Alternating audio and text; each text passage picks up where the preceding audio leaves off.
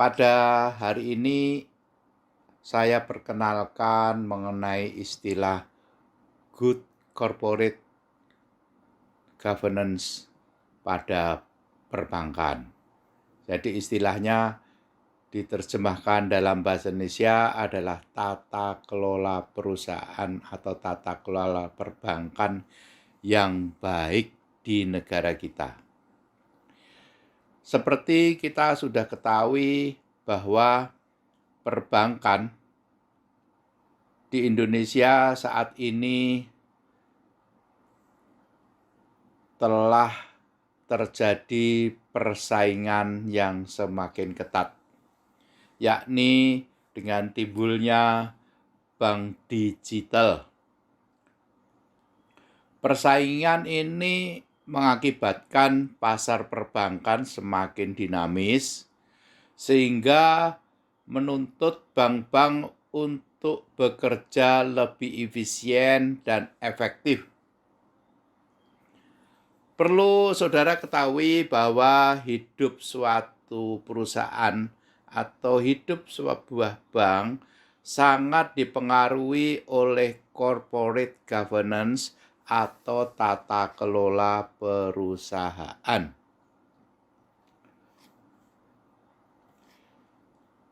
Atau corporate governance, good corporate governance ini menurut dari BPKP maksud saya, ini memberikan sebuah pengertian, yakni pengendalian dan pengaturan perusahaan yang dapat dilihat dari mekanisme hubungan antara berbagai pihak yang mengurus perusahaan,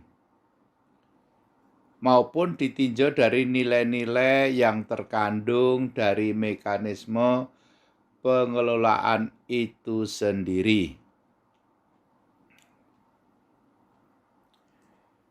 Saudara-saudara sekalian, sesuai dengan definisi yang ditetapkan oleh Bank Indonesia, good corporate governance ini saya singkat sebagai GCG atau tata kelola perusahaan yang baik di sektor perbankan, bahwa GCG adalah suatu tata kelola bank yang menerapkan prinsip-prinsip keterbukaan atau transparansi, akuntabilitas atau accountability, pertanggungjawaban atau responsibility, independensi atau independensi, dan kewajaran atau fairness.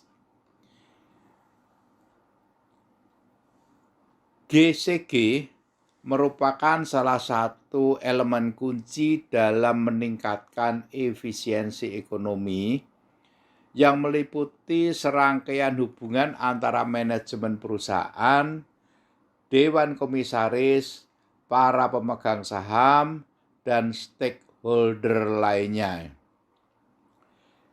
Corporate governance juga memberikan suatu struktur yang memfasilitasi penentuan sasaran-sasaran dari suatu perusahaan dan sebagai sarana untuk menentukan teknik monitoring kinerja. Dalam industri perbankan, kita memahami bahwa dalam industri tersebut dikenal mempunyai aturan yang rigid atau ketat dibandingkan dengan industri lain. Misalnya, bank ini harus memenuhi kriteria current adequate ratio atau CAR, ya, CAR minimum. Jadi ada CAR minimumnya. Bank Indonesia menggunakan laporan keuangan sebagai dasar dalam penentuan suatu bank, apakah bank itu merupakan bank sehat atau tidak.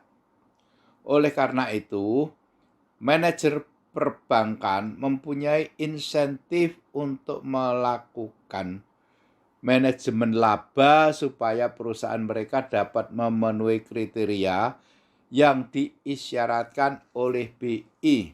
Saat ini pengawasan Bank Indonesia dilakukan oleh OJK.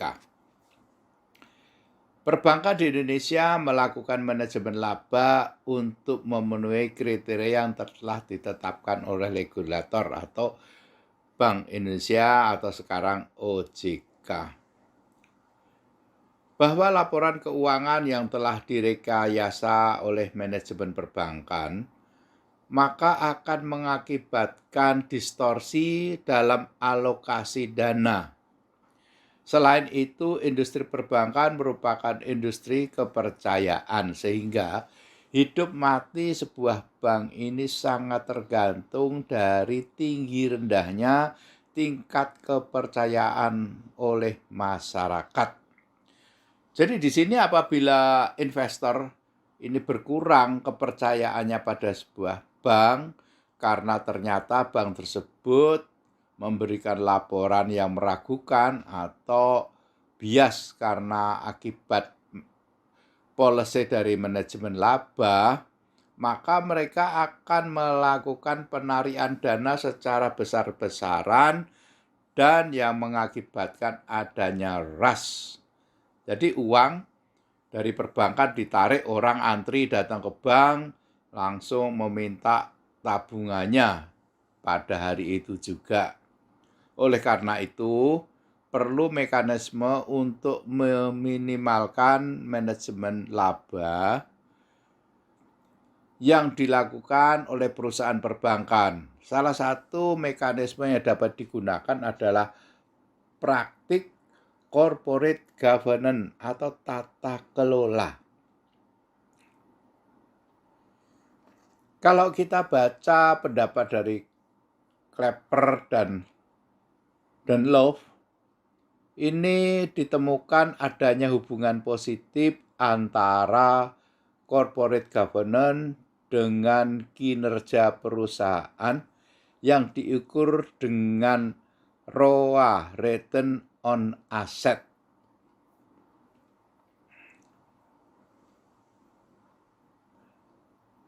Hal ini menunjukkan bahwa perusahaan menetapkan corporate governance yang baik akan memperoleh manfaat yang lebih besar di negara yang hukumnya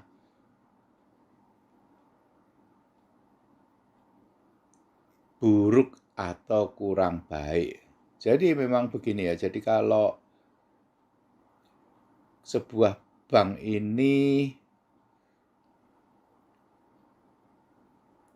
jadi Clapper tulisannya KLAPPER dan Love LOVE, ini beliau ini menemukan adanya hubungan positif antara corporate governance atau GCG ya, dengan kinerja perusahaan yang diukur dengan return on asset atau ROA. Bahwa penerapan corporate governance di tingkat perusahaan ini lebih memiliki arti dalam negara berkembang dibandingkan dengan negara maju. Dan ini menunjukkan bahwa perusahaan yang menerapkan GCG yang baik ini akan memperoleh manfaat yang lebih besar di lingkungan negara-negara yang hukumnya buruk. Contoh kasus penerapan GCG dalam industri perbankan di Indonesia, kita lihat sejarah Bank Senturi ya, di mana bank tersebut diambil alih oleh Lembaga Penjamin Simpanan atau LPS dan ditetapkan sebagai bank gagal pada tahun 2008 akibat banyaknya kredit bermasalah yang dimiliki oleh bank tersebut.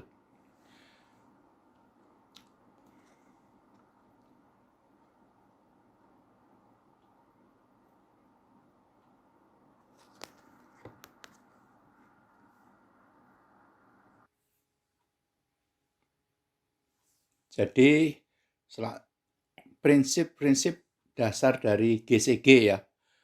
Prinsip-prinsip dari GCG ini antara lain transparency, accountability, responsibility, independensi, dan fairness atau disingkat sebagai tarif, TARIF.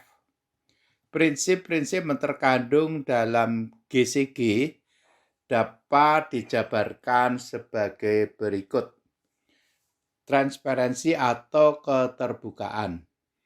Transparansi yaitu keterbukaan dalam mengemukakan informasi yang material dan relevan, serta keterbukaan dalam melakukan proses pengambilan keputusan. Dalam mewujudkan transparansi, perusahaan harus menyediakan informasi yang cukup banyak, akurat, tepat, waktu kepada para pihak yang berkepentingan dengan perusahaan tersebut. Serta juga disampaikan pada investor sehingga para investor ini dapat mengakses informasi penting perusahaan melalui sarana yang mudah pada saat yang diperlukan. Penyediaan informasi yang memadai, akurat, dan tepat waktu ini kepada para stakeholder dilakukan oleh para perusahaan agar dapat disebut melakukan bisnis secara transparan. Pengungkapan yang memadai sangat diperlukan oleh investor dalam kemampuannya untuk membuat keputusan terhadap risiko dan keuntungan dari investasinya. Bahwa kurangnya pernyataan keuangan, laporan keuangan yang menyeluruh akan menyulitkan banyak pihak, terutama pihak luar, untuk menentukan apakah perusahaan tersebut memiliki dana yang cukup dalam tingkat yang aman atau mengkhawatirkan. Kurangnya informasi ini akan membatasi kemampuan investor untuk memperkirakan nilai dan risiko serta pertambahan dari perubahan modal. Jadi saudara-saudara sekalian, dalam transparansi ini memang sangat diperlukan dalam rangka disebut sebuah perusahaan akan disebut sebagai terbuka atau transparan. Di sini biasanya kalau para perusahaan yang sudah go public itu akses informasi laporan keuangan dan lain-lain corporate action itu bisa dilihat di website dari Bursa Efek Indonesia dan disampaikan secara berkala. Namun keterbatasan informasi bisa juga terjadi apabila ada perusahaan-perusahaan yang menutupi beberapa hal yang sepatutnya diketahui oleh publik atau para investor. Setelah transparansi, apalagi adalah accountability atau akuntabilitas. Akuntabilitas ini apa artinya? Yakni kejelasan fungsi dan pelaksanaan pertanggungjawaban organ perusahaan sehingga pengelolaannya berjalan secara efektif. Maka perusahaan akan terhindar dari agency problem atau istilahnya benturan kepentingan peran. Pengelolaan perusahaan harus didasarkan pada pembagian kekuasaan di antara manajer perusahaan tersebut yang dia harus bertanggung jawab pada pengoperasian setiap harinya dan pemegang sahamnya yang diwakili oleh Dewan Direksi. Dewan Direksi ini diharapkan untuk mampu menetapkan kesalahan dan pengawasan. Lalu yang ketiga, responsibility. Responsibility ini adalah pertanggungjawaban. Artinya apa? Adalah kesesuaian kesesuaian atau kepatuhan di dalam pengelolaan perusahaan terhadap prinsip korporasi yang sehat serta peraturan perundang-undangan yang berlaku. Peraturan yang berlaku termasuk yang berkaitan dengan masalah pajak, hubungan industrial, perlindungan lingkungan hidup, kesehatan atau keselamatan kerja, standar penggajian, dan persaingan yang sehat. Di Indonesia ini kan ada KPPU ya, Komisi Persaingan Usaha. Dia yang akan mengawasi sebuah perusahaan atau semua perusahaan yang melakukan kegiatan di negara kita ini. Lalu independensi atau kemandirian. Kemandirian ini adalah suatu keadaan di mana perusahaan dikelola secara profesional tanpa adanya benturan kepentingan dan pengaruh tekanan dari pihak manapun yang tidak sesuai dengan peraturan perundang-undangan yang berlaku dan prinsip-prinsip korporasi yang sehat. Independensi penting sekali dalam proses pengambilan keputusan. Hilangnya independensi dalam proses pengambilan keputusan akan menghilangkan objektivitas dalam pengambilan keputusan tersebut. Lalu yang kelima, fairness atau kesetaraan. Fairness adalah keadilan dan kesetaraan dalam memenuhi hak stakeholder. Di dalam fairness atau kesetaraan atau kewajaran ini, yakni adanya munculnya keadilan dan kesetaraan dalam memenuhi hak-hak stakeholder yang timbul berdasarkan perjanjian dan peraturan perundang-undangan yang berlaku.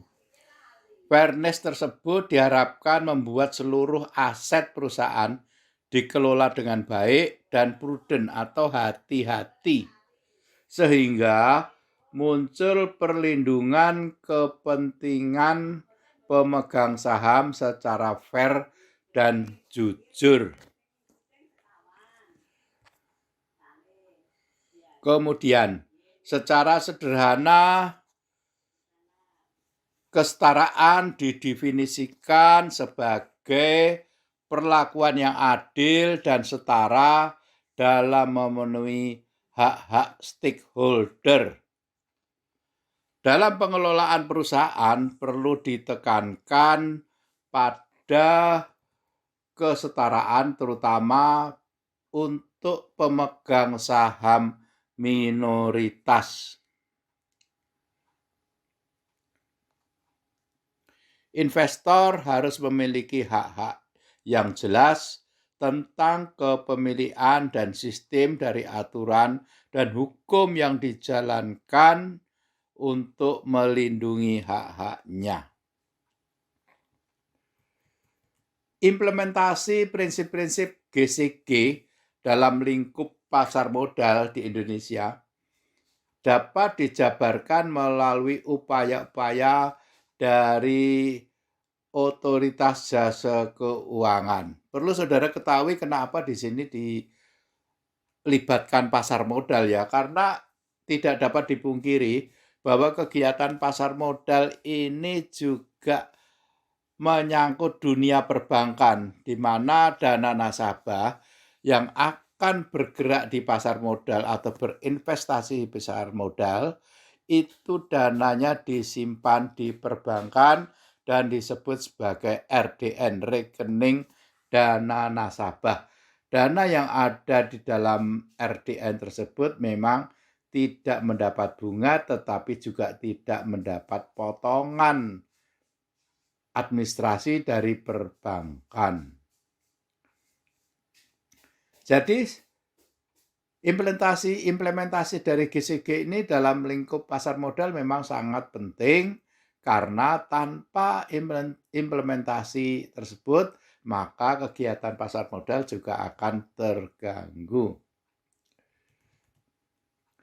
Saudara-saudara sekalian, bahwa melaksanakan prinsip yang saya sampaikan tadi, yakni prinsip transparansi, yakni untuk meningkatkan kualitas keterbukaan informasi tentang tampilan atau performa perusahaan secara tepat waktu, baik yang berupa informasi finansial maupun non-finansial. Lalu setelah adanya transparansi, lalu muncul adanya akuntabilitas, ya, dengan mendorong optimalisasi peran Dewan Direksi dan Dewan Komisaris dalam menjalankan tugas dan fungsinya secara profesional.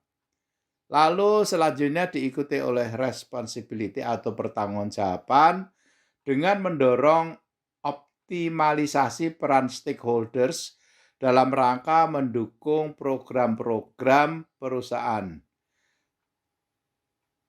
Lalu diikuti oleh independensi dengan pengelolaan perusahaan secara profesional tanpa benturan kepentingan dan pengaruh atau tekanan dari pihak manapun. Terakhir, fairness atau memaksimalkan perlindungan hak dan perlakuan yang adil kepada seluruh stakeholder tanpa kecuali. Lalu perlu kita ketahui apa itu unsur-unsur GCG. Dalam penerapan GCG tersebut di dunia perbankan dibutuhkan unsur yang mendukung. Adapun unsur tersebut adalah yang A, corporate governance internal perusahaan. Unsur yang berasal dari perusahaan adalah pemegang saham, direksi, dewan komisaris, manajer, karyawan, sistem remunerasi berdasarkan kinerja, dan yang terakhir adalah komite audit. Unsur-unsur yang selalu diperlukan dalam suatu perusahaan antara lain meliputi keterbukaan dan kerahasiaan. Di dalam masalah perbankan kan ada wajib untuk membuka dan tetapi juga ada yang wajib dirahasiakan. Lalu transparansi diikuti oleh akuntabilitas, lalu kesetaraan, dan yang terakhir adalah aturan dari Code of Conduct. Lalu setelah itu kita pahami apa itu corporate governance eksternal perusahaan. GCG dari eksternal perusahaan itu adalah unsur yang dari di luar perusahaan, adalah kecukupan undang-undang dan perangkat hukum. Jadi perangkat hukum memegang peranan yang pertama. Lalu adanya investor, untuk yang kedua adalah investor. Yang ketiga institusi penyedia informasi. Lalu yang keempat akuntan publik. 5 pemberi pinjaman. Yang keenam institusi yang memihak kepentingan publik bukan golongan. Yang ketujuh terakhir adalah lembaga yang mengesahkan legalitas. Saya ulangi lagi, apa itu unsur-unsur dari luar? Adalah kecukupan undang-undang dari perangkat hukum. Yang kedua investor. Yang ketiga institusi penyedia informasi. Yang keempat akuntan publik. Yang kelima pemberi pinjaman. Yang keenam institusi yang memihak kepentingan publik bukan golongan. Lalu yang terakhir 7 adalah lembaga yang mengesahkan legalitas. Selanjutnya unsur-unsur apa yang selalu diperlukan di luar perusahaan? Antara lain meliputi yang ke-1 aturan dari Code of Conduct. Jadi adanya aturan dari Code of Conduct. Yang kedua kesetaraan. Yang ketiga akuntabilitas. Yang keempat jaminan hukum. Penerapan good governance, penerapan GCG ya, good corporate governance. Keberhasilan penerapan good corporate governance juga memiliki prasyarat tersendiri. Terdapat dua faktor yang memegang peranan, antara lain faktor eksternal. Yang dimaksud eksternal itu apa? Adalah beberapa faktor yang berasal dari luar perusahaan perbankan yang sangat mempengaruhi keberhasilan penerapan GCG, antara lain yang pertama adanya sistem hukum yang baik sehingga mampu menjamin berlakunya supremasi hukum yang konsisten dan efektif. Yang kedua, dukungan pelaksanaan GCG dari sektor publik atau lembaga pemerintah yang diharapkan dapat melaksanakan GCG dan clean governance yang sebenarnya. Lalu yang ketiga, terdapatnya pelaksanaan GCG yang tepat atau best practice dapat menjadi standar pelaksanaan GCG yang efektif dan profesional. Dengan kata lain, semacam benchmark atau acuan. Jadi di sini terdapat contoh pelaksanaan GCG ini, contohnya saja ada sebuah bank yang sudah oleh publik dinilai bagus dan dia karena sudah memenuhi persyaratan GCG, dia harus menceritakan pengalaman suksesnya dan oleh perbankan lainnya dianggap sebagai contoh yang bagus dari pelaksanaan GCG atau best practices. Lalu yang keempat apa? Terbangunnya sistem tata nilai sosial yang mendukung penerapan GCG di masyarakat. Hal ini penting karena melalui sistem ini diharapkan timbul partisipasi aktif berbagai kalangan masyarakat untuk mendukung aplikasi serta sosialisasi GCG secara sukarela. Dan hal-hal yang sangat penting sebagai prasyarat keberhasilan implementasi GCG adalah adanya semangat anti korupsi yang berkembang di lingkungan publik, di mana perusahaan beroperasi disertai perbaikan masalah kualitas pendidikan dan perluasan peluang kerja. Bahkan dapat dikatakan bahwa perbaikan lingkungan publik sangat mempengaruhi kualitas dan rating perusahaan dalam implementasi GCG. Kemudian kita lihat adanya faktor internal. Maksud faktor internal adalah pendorong keberhasilan pelaksanaan praktek GCG yang berasal dari dalam perusahaan atau internal. Faktor itu antara lain adalah yang pertama, terdapatnya budaya perusahaan atau corporate culture yang mendukung penerapan GCG dalam mekanisme serta sistem kerja manajemen di perusahaan. Lalu yang kedua, berbagai peraturan dan kebijaksanaan yang dikeluarkan perusahaan mengacu pada penerapan nilai-nilai GCG. Yang ketiga, manajemen pengendalian risiko perusahaan juga didasarkan pada kaidah-kaidah standar GCG. Yang keempat, terdapatnya sistem audit atau pemeriksaan yang efektif dalam perusahaan yang menghindari setiap penyimpangan yang mungkin akan terjadi.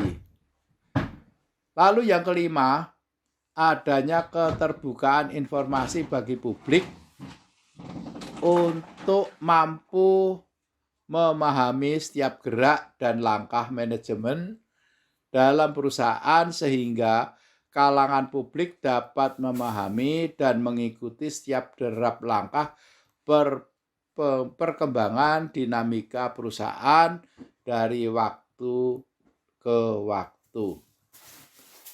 Kemudian pendukung GCG. GCG ini dapat memberikan kerangka acuan yang memungkinkan pengawasan berjalan efektif sehingga dapat tercipta mekanisme check and balance di perusahaan. Penerapan GCG yang perlu didukung oleh 3 pilar yang saling berhubungan, yakni negara dan perangkatnya sebagai regulator, dunia usaha sebagai pelaku, pasar dan masyarakat, serta pengguna produk dan jasa dunia usaha.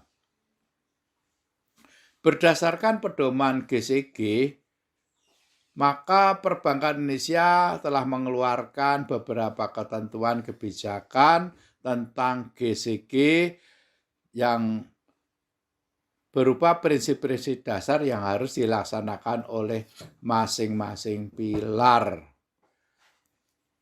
Di sini saya sampaikan antara lain ya, negara dan perangkatnya menciptakan peraturan perundang-undangan yang menunjang iklim usaha yang sehat, efisien, dan transparan.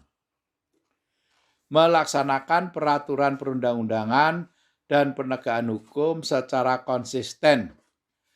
Yang kedua, dunia usaha sebagai pelaku pasar menerapkan GCG sebagai pedoman dasar pelaksanaan usaha. Yang ketiga, masyarakat sebagai pengguna produk dan jasa dunia usaha, serta pihak yang terkena dampak dari keberadaan perusahaan menunjukkan kepeduliannya dan melakukan kontrol sosial atau social control secara objektif dan bertanggung jawab. Saudara-saudara sekalian, jadi apa pilar pendukung dari GCG? GCG ini mempunyai beberapa pilar yang harus dilaksanakan oleh perusahaan-perusahaan adalah negara dan perangkatnya dengan menciptakan peraturan perundang-undangan yang menunjang iklim usaha yang sehat dan efisien serta transparan, melaksanakan perundang-undangan dan penegakan hukum secara konsisten. Lalu itu yang pertama. Yang kedua, dunia usaha sebagai pelaku pasar menerapkan GCG. Lalu yang ketiga, masyarakat sebagai pengguna produk dan jasa dunia usaha, serta pihak yang terkena dampak dari keberadaan perusahaan menunjukkan kepedulian dan kontrol sosial.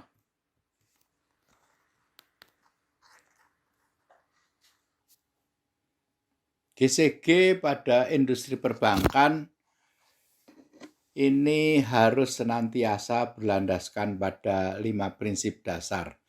Yang pertama, transparansi, yakni keterbukaan dalam mengemukakan informasi yang material dan relevan, serta keterbukaan dalam proses pengambilan keputusan.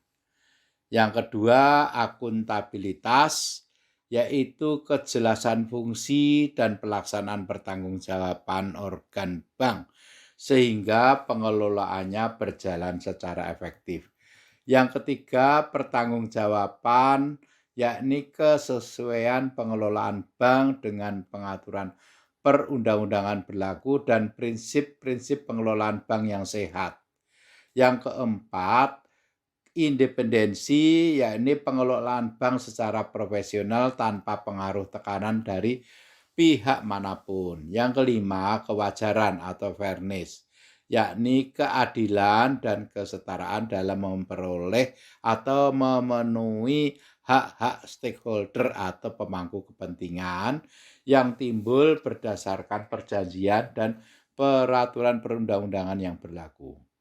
Dalam rangka menerapkan kelima prinsip tersebut, maka bank harus berpedoman pada ketentuan dan peraturan perundang-undangan berlaku terkait dengan pelaksanaan GCG.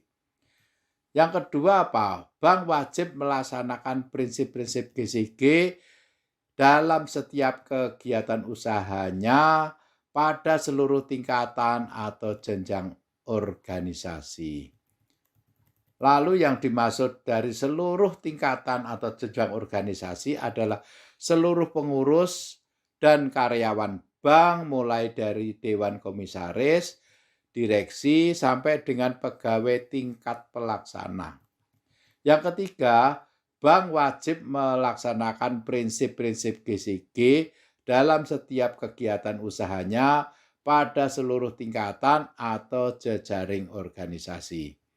Yang dimaksud dengan seluruh tingkatan atau jejaring organisasi adalah seluruh pengurus dan karyawan bank mulai dari Dewan Komisaris dan direksi sampai dengan pegawai tingkat pelaksana. Yang keempat, dalam mengimplementasi. Bahwa dalam mengimplementasikan prinsip transparansi sebagaimana dimaksud di atas, maka bank wajib menyampaikan laporan pelaksanaan good corporate governance. Keberadaan laporan dimaksud diperlukan untuk mengedukasi serta meningkatkan check and balance stakeholders bank dan persaingan melalui mekanisme pasar.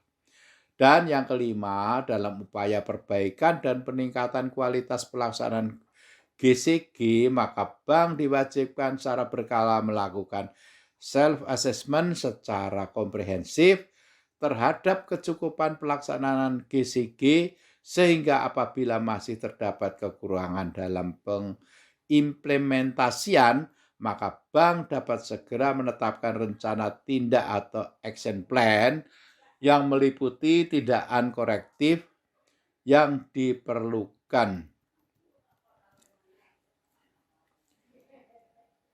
Tata kelola yang efektif ini ditetapkan dengan menekankan pada pemahaman risiko dan kemampuan manajemen risiko dan menselaraskan atau meluruskan selera risiko dengan kesempatan yang dimiliki perusahaan. Lalu GCG ini di Indonesia belum sepenuhnya diterapkan. Walau menyadari pentingnya GCG, banyak pihak yang melaporkan masih rendahnya perusahaan menerapkan prinsip tersebut dan masih banyak perusahaan menerapkan prinsip GCG karena dorongan regulasi dan menghindari sanksi yang ada dibandingkan yang menganggap prinsip tersebut sebagai bagian dari kultur perusahaan. Selain itu, kewajiban penerapan GCG seharusnya mempunyai pengaruh positif terhadap kualitas laporan keuangan yang dipublikasikan. Salah satu sebab dari lemahnya aplikasi GCG di Indonesia adalah berkenaan dengan penegakan hukum atau law enforcement. Secara implisit, ketentuan mengenai GCG telah ada dan tersebar dalam peraturan perundang-undangan, baik perdata, pasar modal, undang-undang perbankan, dan peraturan perbankan lain-lainnya. Namun, penegakan oleh pemegang otoritas seperti OJK dan Kementerian Keuangan, Kementerian BUMN, bahkan pengadilan masih dinilai lemah. Terdapat kendala pelaksanaan GCG pada perbankan yang ditemukan oleh Saudara Hidayah. Penerapan GCG ini memungkinkan tidak berjalan maksimal karena beberapa faktor, yakni satu, respon pasar terhadap implementasi GCG tidak bisa secara langsung atau jangka pendek tetapi membutuhkan waktu. Yang kedua, rendahnya kesadaran emiten menerapkan GCG. Mereka menerapkan bukan karena kebutuhan namun lebih karena kepatuhan terhadap aturan yang ada. Yang ketiga, manajemen perusahaan belum tertarik memanfaatkan jangka panjang penerapan GCG. Mereka merasa dapat berjalan tanpa GCG. Yang keempat, masalah kepemilikan yang sebagian masih terkonsentrasi pada perorangan atau keluarga pendiri. Itu bila ada badan usaha milik yang dimiliki oleh bukan pemerintah. Akibatnya, komisaris tidak bisa mandiri dan independen dalam mengawasi kinerja manajemen. Yang kelima, pemegang saham atau investor kurang aktif memberdayakan diri sehingga daya tawarnya menjadi lemah. Yang keenam, unsur budaya yang berkembang di lingkungan usaha nasional belum menunjang penerapan GCG, misalnya ada perusahaan yang masih beranggapan bahwa transparansi berarti membuka rahasia dagang dan bisa mengancam daya saing. Dari beberapa permasalahan tersebut, maka bisa dibaca adanya masih lemahnya pengelolaan risiko dan penerapan prinsip-prinsip GCG di lingkungan perbankan.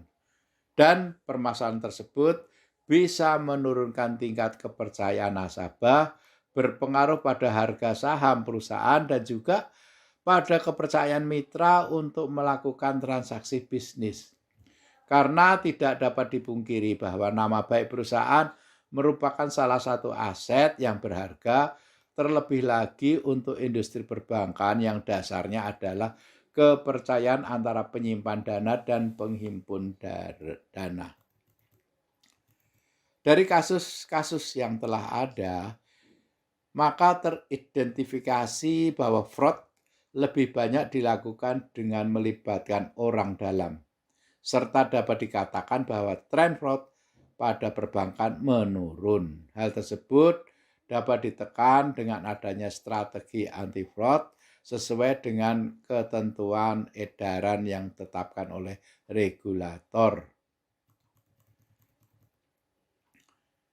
Di sini regulator atau pemerintah telah menetapkan beberapa pilar, yakni yang ke-1 pencegahan. Pencegahan ini memuat perangkat-perangkat dalam rangka mengurangi risiko terjadinya fraud, yang paling kurang mencangkup anti-fraud awareness, identifikasi kerawanan, dan know your employee. Selama ini mungkin yang dikenal oleh petugas perbankan hanya know your customer, yakni bagaimana menjalankan prinsip kehati-hatian perbankan dengan mengedepankan kejelasan dari dana nasabah yang menabung. Tetapi kini telah bertambah dengan prinsip baru, yakni know your employee. Yang kedua, deteksi. Deteksi ini memuat perangkat-perangkat dalam rangka mengidentifikasi dan menemukan kejadian fraud dalam kegiatan usaha bank yang mencakup paling kurang kebijakan dan mekanisme whistleblowing, surprise audit, dan surveillance system. Yang ketiga, investigasi, pelaporan, dan sanksi. Di sini memuat perangkat-perangkat dalam rangka menggali informasi, sistem pelaporan, dan pengenaan sanksi atas kejadian fraud dalam kegiatan usaha bank yang paling kurang mencakup standar investigasi, mekanisme pelaporan, dan pengenaan sanksi.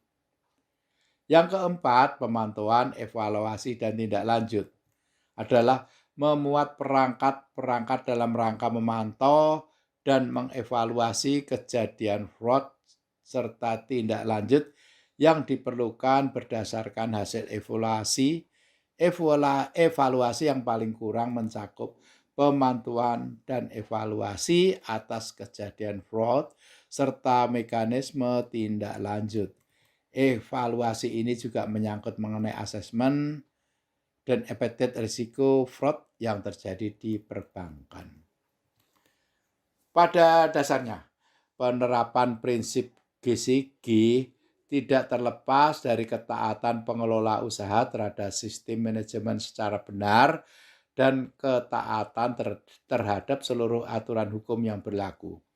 baik terhadap aturan hukum berupa peraturan perundang-undangan, kebijaksanaan pemerintah, instrumen hukum, Bank Indonesia, otoritas OJK, Otoritas Jasa Keuangan, serta aturan hukum internal perbankan, dan tidak terpisah dengan kesadaran pengelola perbankan dengan mengedepankan prinsip GCG yang terdiri dari tarif, transparansi, akuntabilitas, tanggung jawab, kewajaran, dan serta kemandirian dalam pengelolaan perbankan.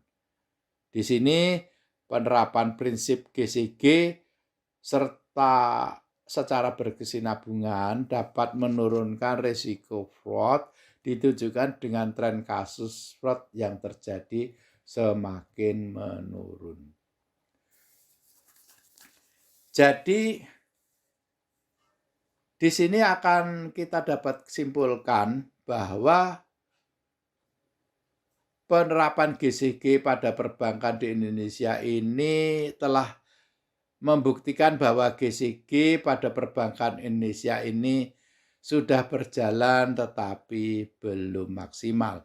Hal itu ditandai dengan masih terdapatnya beberapa kasus perbankan yang terakhir kali di Jakarta ditangkapnya salah satu pimpinan Bank DKI karena kasus korupsi.